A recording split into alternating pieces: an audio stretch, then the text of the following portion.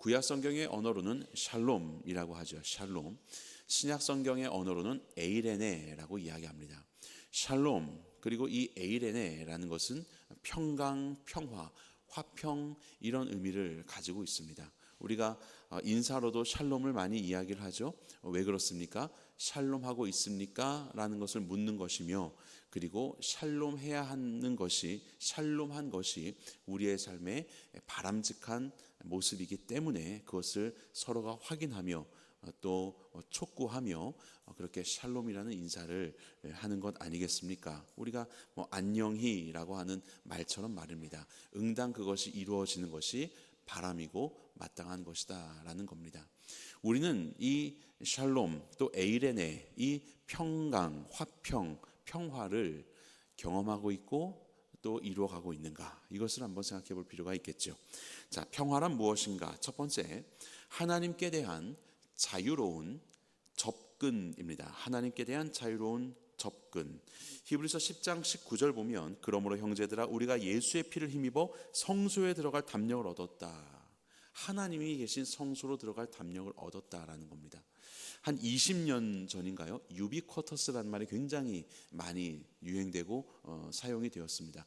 언제나 어디서나 존재한다, 이게죠. 이게 이제 유비쿼터스입니다. 그래서 우리가 어느 곳에 있든지 당시에 어느 특정한 곳에만 있었던 컴퓨터, 이것이 어디에 있든지 컴퓨터가 있고 어느 곳에 있든지 인터넷 환경에 접속할 수 있고, 그래서 언제나 어디서나 바로 거기에 존재하는 이런 유비쿼터스를 이야기를 하죠. 마치 그와 같이 하나님을 우리가 자유로운 접근이 가능하다.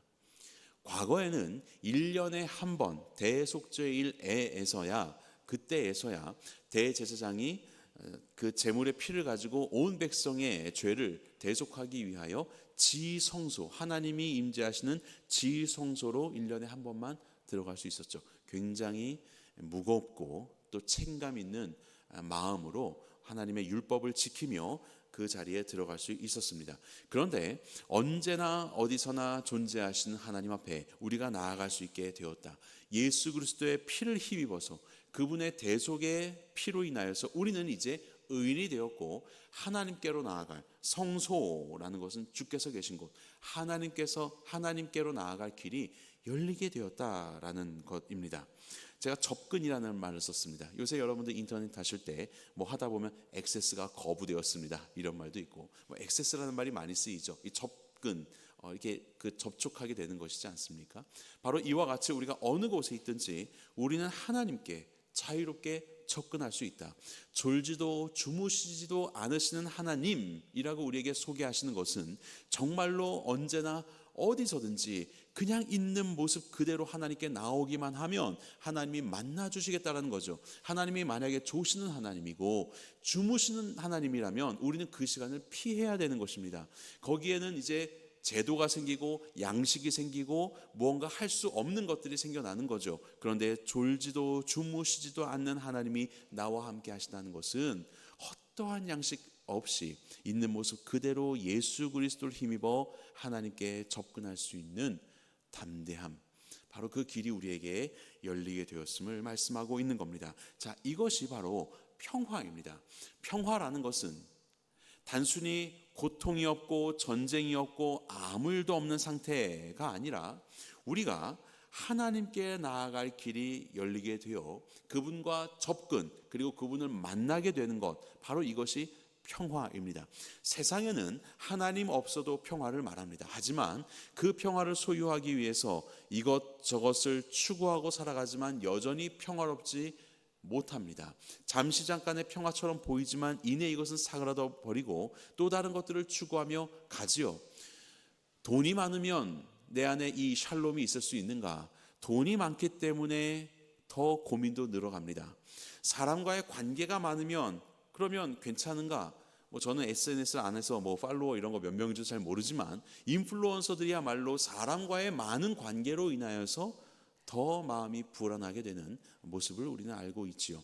바로 그렇게 세상에서는 평안을 줄 수 있을 거라고 생각하는 그 평화의 요소들을 소유하고 있어도 이내 그것은 다 사그라져 버리고 맙니다. 왜냐하면 그것은 궁극적인 평화를 주는 존재가 아니기 때문에 그것은 오직 하나님, 우리의 존재의 근원 되신 하나님만이 우리에게 궁극적인 평안을 주실 수 있다.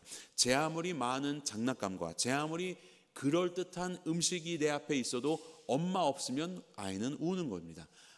이게 중요한 게 아니기 때문에 그렇습니다. 그 궁극적인 평화, 내 안에 그 평화를 주는 그 존재는 세상에 있는 다른 것들이 아니라 하나님이시고, 그 하나님께 우리가 언제나 연결되어 그분을 만날 수 있다는 것, 이것이야말로 진정한 평화라는 것을 우리는 알 수 있습니다. 자, 그럼 두 번째 평화에 대해서 살펴보겠습니다. 두 번째는 하나님의 뜻에 대한 조율입니다. 조율. 자, 12장 11절 말씀을 한 목소리로 읽겠습니다. 시작. 무릇 징계가 당시에는 즐거워 보이지 않고 슬퍼 보이나 후에 그로 말미암아 연단받은 자들은 의와 평강의 열매를 맺느니라. 자, 여기에 보면 징계라는 말이 나옵니다. 우리가 좀 연약해 있을 때 징계를 받고, 그 당시에는 이것이 고난일 수 있지만 징계의 결과로 인하여 이것을 인내함으로 인하여 연단을 받아 인내하면 의와 평강의 열매로 맺어진다라고 이야기합니다. 얼마 전에 우리 교회에 피아노 조율사가 와가지고 막 5층을 조율을 하시더라고요. 그래서 댕댕댕 치시면서 이렇게 조율을 하시는데, 뭐 제가 듣기에는 다 그게 그건데, 뭐 조율할 거 다 도레미파솔라시도 잘 나오고 있는데, 하여튼 그분의 귀에는 제가 들을 수 없는 것이 있기 때문에 딱 그 정도로 그것을 맞추기 위해서 계속 건반을 두드리시고 계셨습니다. 우리의 삶에서 우리가 보기에 그냥 잘 가는 것처럼 보여도 우리는 연약하지 않습니까? 전부 다 뭐 시커멓고 회색이고 이래서 뭐 누가 더 진하냐, 다 비슷한데 하나님의 완벽하심 안에서 우리를 보면 우리는 그야말로 죄인들이고 연약함이 극명하게 드러나는 거죠. 그래서 아무리 들어도 제대로 도인데, 아니요, 조율사의 귀에는 도가 아닌 것처럼 하나님이 우리의 삶을 보셨을 때 우리의 모습 속에선 당연한 것처럼 보여도 좌로우로 치우쳐져 있는 모습이 분명히 관찰이 될 것입니다. 하나님은 그런 우리들을 그냥 내버려 두지 않으시고 하나님과 화평한 의로운 존재다운 모습으로 우리를 점점 빚어가고 계시죠. 물론 이 땅에서 우리는 완벽한 영화로운 상태를 이룰 수 없다라고 이야기하죠. 성화의 단계에 거쳐 그 나라에 가서야 비로소 영화롭게 된다라고 이야기하지만, 그렇다고 오늘 우리의 이 시간을 그냥 보내는 것이 아니라 하나님이 기뻐하시는 성화의 과정 속에서 주님을 닮아가는 길로 우리를 부르셨던 것입니다. 그래서 여기에는 징계라는 것이 있습니다. 하나님이 우리를 조율하신다. 두드리시고 소리를 들으시며 땡기기도 하시고 풀기도 하시며 우리를 조율해 가신다. 세상은 평화는 고통이 없는 것이 평화다라고 이야기하는데, 오히려 성경은 고통 속에서도 평화로울 수 있다는 것을 말합니다. 그 고통 속에서 이것이 처음에는 참 힘든 일이지만 이 시간을 잘 지나고 나면 결국 그 시간들이 의와 평강의 열매로 맺어진다라고 그렇게 선언하고 있는 것입니다. 바울은 안방에서 평화로움을 경험한 것이 아니라 감옥 속에서도 평화로움을 누릴 수 있었던 자였습니다. 왜냐하면 바로 그곳에서 이 평화의 본질이신 하나님과 함께 연결되어 있기 때문이지요. 우리의 삶에서 때로는 어려운 고난이 찾아오고 또 그것이 우리의 연약함으로 인한 징계라고 했을 때, 우리가 하나님을 믿는다면 우리는 그것을 두려워하지 않고 견디어낼 수 있는 겁니다. 그 고난을 견디어낼 수 있습니다. 나를 사랑하시는 하나님께서 가장 좋은 것들을 우리 가운데 허락하실 것을 믿기 때문에 우리는 견디어낼 수 있죠. 그리고 그 결과로 의의 열매를 맺게 된다. 단순히 법적으로 의롭다 함, 이것만을 의미하는 것이 아니라 하나님의 성품, 하나님의 뜻, 바른 상태를 회복해 간다는 겁니다. 우리의 모습이 그냥 여기서 있는 것이 아니라 이 징계와 하나님의 조율하심 속에서 점점 더 하나님의 뜻에 합당한 자로서 우리를 변화시켜 가신다. 우리는 그렇게 성화되어 간다라고 말씀하는 거예요. 두 번째 열매가 뭡니까? 평강이다. 평강. 그냥 마음의 안정만을 말하는 것이 아니라 진짜 평화는 뭐예요? 하나님과의 관계이죠. 하나님과의 관계. 화목한 관계가 회복되고 하나님께 담대히 나아가게 되고 하나님의 뜻 안에 거하는 상태가 되고 바로 이런 진정한 평화가, 진정한 평강이 우리 가운데 열매로 맺어지게 된다.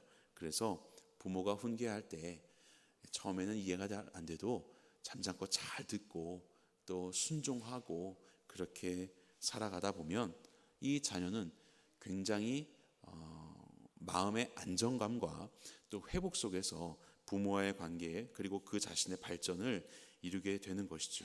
바로 그렇게 성경은 우리에게 때로는 고통이지만 이 고통이 평강을 낳게 된다라는 것을 말씀하고 있습니다. 자, 세 번째입니다. 평화, 히브리서 그리고 성경에서 말씀하시는 평화는 공동체 안에서의 화목을 말합니다. 공동체 안에서의 화목. 자, 12장 14절 함께 보겠습니다. 시작. 모든 사람과 더불어 화평함과 거룩함을 따르라. 이것이 없이는 아무도 주를 보지 못하리라. 와, 이런 무서운 말씀들이 성경에는 곳곳에 등장합니다. 자, 여기 보시면 모든 사람과 더불어 화평함과 거룩함을 따르라. 그렇지 않으면 아무도 주를 보지 못하리라. 나는 좀 저 사람이 불편한데요. 좀 안 보고 살고 싶습니다. 그분이 1부 예배에 오면 나는 2부 예배 오고 그분이 2부 예배 오면 나는 1부 예배 오고 안 보고 살지 뭐. 이렇게 하면 주님도 네 얼굴을 안 보겠다. 나도 네 얼굴 안 본다. 이 이야기를 지금 하고 계시는 겁니다. 성경에는 이해하는 이야기 굉장히 많죠. 네가 용서하지 않으면 나도 용서하지 않을 거야. 내가 화목하지 않으면 너와 나의 화목도 없어. 그 재물을 가져와도 난 그 재물을 받지 않을 거야. 이것은 정말로 하나님께서 우리를 거절하신다, 사랑과의 관계가 조건이 된다라는 것을 말하는 게 아니죠. 이만큼 하나님은 하나님과 우리와의 회복된 관계가 우리와 세상 가운데, 우리와 사람 가운데 회복된 관계로 드러나기를 원하시는 겁니다. 하나님을 사랑하는 자가 이웃을 사랑하는 것을 원하시고 계시고, 하나님께 기뻐하는 자가 이웃을 기뻐할 수 있는 자로 하나님의 성품을 반영하며 살아가는 존재로 하나님은 우리를 부르시고 계시는 것입니다. 형제가 있습니다. 다툽니다. 너희 제발 좀 다투지 말아라. 너희 다툴 것 같으면 우리 집에 오지 말아라 라고 부모님이 말씀하시면 다투면 집에 못 가는 겁니까? 그것이 아니죠. 다투지 말아라. 나를 봐서라도 화목하게 살아라 라고 부모님의 마음은 이야기를 하고 있는 것입니다. 하나님의 말씀이 이것입니다. 내가 그 사람과 함께, 하나님 몰라서 그래요. 하나님이 경험해 보세요. 이 사람은 하여튼 안 돼요 라고 하지만 모든 사람이라고 하나님은 못을 박아 놓으셨어요. 모든 사람과 더불어 화평함, 그리고 하나님의 뜻 안에 있는 거룩함, 그것을 따라라. 그렇지 않으면 너희는 나를 볼 수가 없어. 바로 그 화평 속에서 이 지체들을 내가 품고 그와 함께 더불어 거룩한 화평함을 이루는 것 속에서 우리는 또 다른 예수 그리스도의 얼굴을 발견할 수 있습니다. 바로 그 관계 속에서, 그것이 때로는 참 고난스럽고 어렵지만 그것을 품고 인내하며 손길을 내밀며 화목해질 때 우리는 바로 그 지점에서 예수 그리스도의 얼굴을 보는 거죠. 주님이 나에 대하여 이렇게 마음을 가지셨구나. 그 주님을 우리는 만날 수 있게 되는 것입니다. 그래서 히브리서에서 말하는 평화라는 건 개인적인 것이 아닙니다. 홀로 구원받은 존재가 아니라 우리는 하나님 나라의 백성이지요. 공동체입니다. 우리 안에서 공동체적인 차원 안에 우리는 평화를 이루어가야 하는 것이지요. 자, 그러면 이 평화를 가진 삶은 어떠한 삶을 살게 되는지 세 가지로 보겠습니다. 첫 번째, 하나님께 담대히 나가는 삶입니다. 하나님께로 가는 길이 열렸고 유비쿼터스 바로 거기 계시니 하나님께 안 나갈 이유가 없는 거죠. 하나님이 그렇게 열어놓고 기다리고 계시는데 우리가 하나님께 나아가지 않으면 안 되는 거죠. 담대히 나아가야 한다. 자, 히브리서 말씀 제가 보겠습니다. 우리가 마음의 뿌림을 받아 악한 양심으로부터 벗어나고 몸은 맑은 물로 씻음을 받았으니 참 마음과 온전한 믿음으로 하나님께 나아가자. 이미 예수 그리스도의 보혈의 피로 씻음을 받은 우리의 존재가 확정되었으니 이것을 아는 그 믿음, 그러므로 나는 하나님 앞에 받아들여진 존재라는 것, 아버지께서 나를 용납하셨다는 것을 믿고 착한 아버지 되신 하나님께 담대하게 나아갈 수 있는 것입니다. 조금 더 갖춰야지. 조금 더 어떤 상황 속에서 지금은 아닐 거야. 일주일에 몇 번만. 이것이 아니라는 겁니다. 졸지도 주무시지도 않으신다. 바로 그 순간, 바로 그때에 담대하게 하나님께 나아가야 되는 거예요. 등 따숩고 배부르면 하나님을 잊어버리게 되는 것 같습니다. 이건 평화가 아닙니다. 하나님 없는 평화는 가짜다. 그래서 진짜 평화는 하나님을 더 가까이 하게 만듭니다. 하나님을 멀어지게 하는 것이 아니라 더 가까이 하게 만듭니다. 그럼 여러분들의 이 평화, 하나님을 더 가까이 하기 위해서 어떤 삶을 추구해야겠습니까? 등 따쓰고 배부른 삶, 물론 그것도 나름대로 유의미한 삶이지만 우리가 정말로 하나님과 더 가까이 나아갈 수 있도록 우리의 예배 생활을 바로 잡아야 할 것이고, 우리의 기도 생활을 바로 세워야 할 것이고, 우리의 말씀 생활을 바로 세워야겠지요. 이 모든 것들이 다 있다 한들 하나님과의 관계만 틀어져도 모든 것들이 틀어집니다. 우리는 에덴 동산에서 바로 그것을 이미 확인하지 않았습니까? 모든 것이 있어도 더 이상 그 안에 평화는 없었던 것이죠. 하나님과의 올바른 관계, 이것을 위해서 이와 같이 이 한 주간의 복판에 주님을 예배하기 위해서 나오신 성도님들 너무 잘하셨습니다. 여러분들의 개인의 삶에서도 말씀과 기도 생활 가운데 더욱더 가까이 하시고 사모하시며 하나님을 피하는 가짜 평화 아니라 하나님을 찾고 또 만나는 참된 평화를 날마다 영위하시게 되길 간절히 축원합니다. 자, 두 번째, 징계 속에서도 인내하는 삶입니다. 우리는 하나님의 조율을 기꺼이 받아들이며 그 징계함 속에서도 고통이지만 인내할 수 있습니다. 왜냐하면 히브리서 12장 7절에 보면 어찌 아버지가 징계하지 않는 아들이 있으리요. 하나님을 우리의 아버지라고 말씀하는 거예요. 그래서 우리는 참을 수 있는 겁니다. 이 징계를 달게 받는 겁니다. 이 조율을 통하여서 우리는 하나님이 기뻐하실 바로 그 소리를 내는 귀한 성도로 서게 될 것입니다. 평화를 추구하는 사람은 고난이 찾아올 때 하나님을 원망하는 것이 아니라 오히려 그 속에서 하나님을 더 기대합니다. 하나님이 이 고난 속에서 나를 어떻게 빚어가시려고 나를 이토록 조율하고 계시는가라는 것을 고백하며 하나님을 만나 더욱더 아름답게 빚어져갈 그 모습을 꿈꾸게 되는 것이죠. 그래서 우리는 인내할 수 있는 겁니다. 이렇게 할 수 있는 이유는 한 가지입니다. 그것은 바로 하나님을 향한 신뢰입니다. 아들이, 딸이 아버지를 신뢰함으로 그분의 징계를 달게 받을 수 있는 것처럼 우리가 하나님을 신뢰한다면, 우리 아버지 되신 하나님을 믿는다면 우리는 고난 속에서도 기꺼이 인내함으로 하나님의 징계를 받을 수 있고 우리는 그 결과 의와 평안의 열매로 나아갈 수 있게 될 것입니다.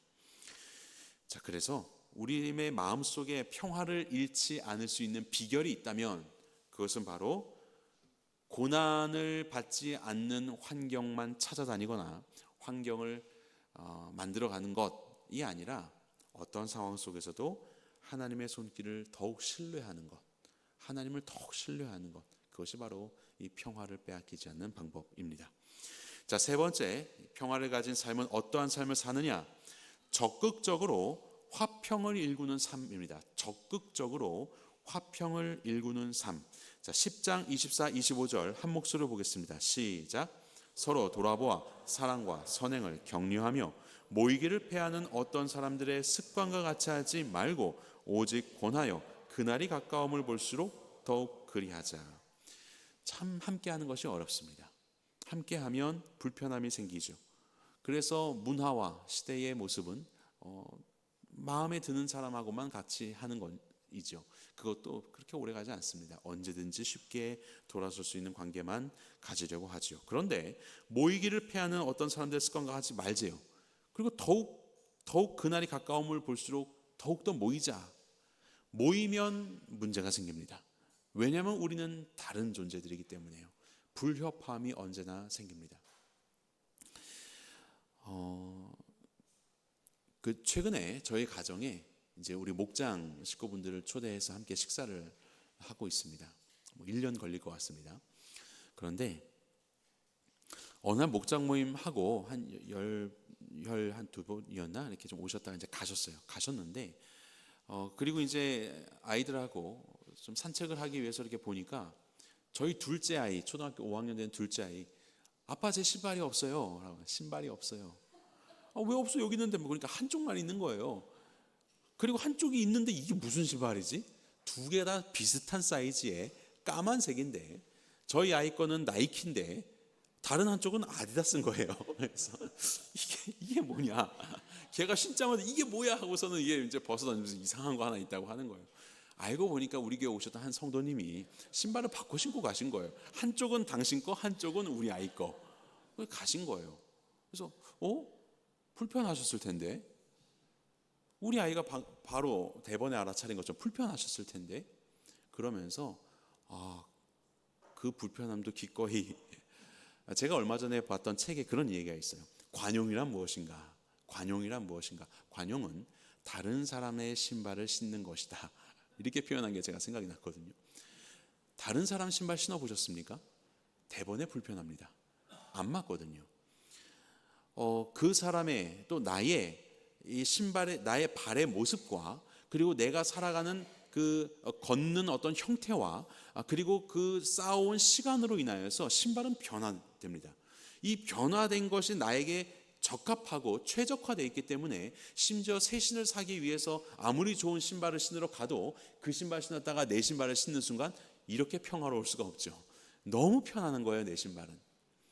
그렇게 다른 사람에게 맞춰진 그 양식과 모습, 그분의 시간 속에서 만들어져 버린 바로 그 모양을 내가 신는다고 생각해 보십시오. 이건 당연히 불편한 일입니다. 그런데 관용이란 다른 사람의 신발을 신는 것이다.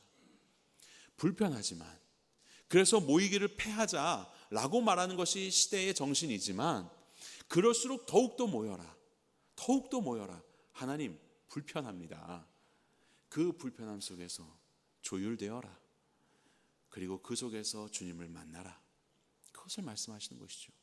더욱더 서로 돌아보고 사랑과 선행을 격려하며 적극적으로 더욱 그리하자. 더욱 그리하자. 모임 있으면 모이고 없으면 말고가 아니라 적극적으로 만들어서 어떻게 해서든지 혼자 하는 것이 아니라 두세 사람이 함께 하고 그 다름 속에서도 그 다름을 용납해 주고, 그래서 저는 우리 그 성도님이 굉장히 그날 위대해 보였습니다. 대단하신 관용의 성도님이시구나. 잠깐은 불편하겠지만 또 경험해 보셨죠. 신다 보면 괜찮아져요. 시간 지나면 그냥 또 어쩌게 또 신게 돼요. 그렇게 되는 것 같습니다. 지금은 이 지체가 불편하지만 그냥 살다 보면 그것도 익숙해지고 또 이해도 되고 그렇게 되는 거죠. 그렇게 우리는 함께하는 공동체를 이루어가는 거예요. 성경은 평화라는 것이 개인적인 개념에서만 그치는 것이 아닙니다. 하나님과 나의 연결 속에서 이제는 나와 지체의 연결을 통하여 이 평화를 반영하게 하시는 거예요. 내 안에 무언가 공동체 안에서 발견되는 쓴뿌리와 아픔들, 그리고 이 사람은 참 어렵고 보기가 싫고 피하고 싶다라고 생각되는 그런 관계들, 아까 우리 히브리서 12장 14절 말씀 같이 봤죠. 모든 사람과 더불어 화평하고 거룩함을 따르라. 너 그렇게 안 하면 주님의 얼굴 볼 생각하지 마. 이 이야기 하잖아요. 그 사람을 네가 피하면 나도 너를 피할 거야 라고 그렇게 말씀하고 계시잖아요. 그렇기 때문에 우리는 깨어진 관계를 더욱 적극적으로 회복하기 위해서 손을 내밀어야 하는 것이고, 그 안에 우리의 쓴뿌리들을 제거하고 서로의 맞지 않음과 불편함 속에서도 함께하는 시간 속에서 서로가 함께 조율되어 가고 맞춰가면서 그 안에서 하나님 안에 참된 화목을 이루어 가야 하는 것입니다. 단순히 예배를 잘 드리고 하나님과 내 사이만 기도와 말씀 속에서 평화로우면 됩니다 라고 하는 것은 반쪽짜리입니다. 아니, 오히려 하나님은 오히려 이웃과의 관계를 통해서 나와의 관계의 실체를 증명해 보이라라고 말씀하셨습니다. 그래서 그 지체와 나와의 그 관계는, 나와 공동체와의 관계는 나와 하나님과의 화평함, 이 평화로움의 증거, 가시적 증거라고 할 수 있는 것입니다. 공동체에 함께 하다 보면 맞지 않음으로 인한 불협화음은 분명히 있을 겁니다. 하지만 미워하는 사람, 피하고 싶은 사람, 용서하지 못할 사람이 있겠지만 이 관계 속에서 주께서 우리 가운데 이뤄놓으신 평화가 증명되어야 합니다. 이를 위해 우리는 더 격려하고 위로하고 세워주며 화목한 모든 사람과 더불어 적극적으로 화목한 관계를 만들어 가시는 주의 백성이 되시기를 간절히 바랍니다. 자, 본문 말씀을 같이 읽어보겠습니다. 히브리서 13장 20에서 21 시작. 양들의 큰 목자이신 우리 주 예수를 영원한 언약의 피로 죽은 자 가운데서 이끌어내신 평강의 하나님이 모든 선한 일에 너희를 온전하게 하사 자기 뜻을 행하게 하시고 그 앞에 즐거운 것을 예수 그리스도로 말미암아 우리 가운데서 이루시기를 원하노라. 영광이 그에게 세세 무궁토록 있을지어다. 아멘. 우리가 나눈 모든 내용이 다 이 안에 있습니다. 예수 그리스도로 인하여서 우리에게 찾아온 그리고 허락된 진정한 평화, 진정한 평강, 그로 인하여서 이제 우리는 그저 내 삶에서 머물러 사는 것이 아니라 모든 선한 일에 우리를 온전하게 하사 하나님의 뜻을 행하게 하시려고, 그래서 우리에게 주신 이 화평함으로 우리와 함께하는 공동체 안에 참된 평화를 이루어내고 가짜 평화 속에서 살아가는 하나님 없는 평화의 이 세상 가운데 진짜 평화인 예수 그리스도를 증거하는 우리의 이 사명을 감당하는 교회로 우리는 오늘도 살아가고 있습니다. 바로 이러한 삶이 때로는 교회 안에서도 부딪혀야 되는가라는 두려움과 고통과 아픔이 우리 안에 분명히 있지만 하나님을 신뢰함으로 믿음으로 인내하며 나아가는 속에 우리는 의와 평강의 열매를 맺게 되며 21절에 보면 그 앞에 즐거운 것을, 그것은 결코 아픔과 고통이 아니라 즐거운 것이요 너무나도 감사한 것이라는 것을 우리는 깨닫게 될 것이고, 이와 같은 놀라운 삶을 우리 삶 가운데 초청하여 이루어내신 하나님께 영광을 올려드리는 삶을 살아가는 것, 그것이 바로 우리의 부르심입니다. 이 부르심을 따라 오늘도 평화를 이루며 살아가는 우리 모두가 되기를 주님의 이름으로 간절히 축원합니다.